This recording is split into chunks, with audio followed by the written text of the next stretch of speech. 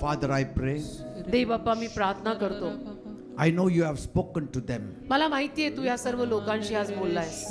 There are many things you have been speaking to them. अनेक गोष्टी या लोकांशी तू बोलतोयस. I pray. मी प्रार्थना करतो. Give them the strength to say yes. त्यांना ताकद आणि शक्ती दे होकार द्यायला.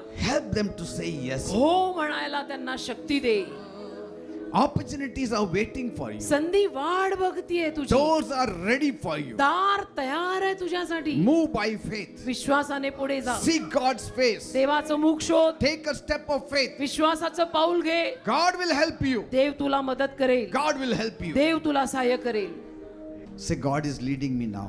म्हणा देव मला आता चालवतोय And I know आणि मला ठाऊक आहे He will strengthen me. देव मला शक्ती देणार. He will help me. देव मला मदत करणार. He will give opportunities to me. देव मला संधी देणार. And I will say yes to you, आणि Lord. मी प्रभू तुला होकार देणार. I will run after your commands. मी तुझ्या आज्ञे मागे धावणार. I will not sit. Me I बसणार will नाही. not walk. मी चालणार I नाही. will run मी धावणार आहे because I respect you. कारण मी तुझा आदर करतो I प्रभू. love you. माझं तुझ्यावर प्रेम आहे प्रभू. I worship you. मी तुझी आराधना करतो.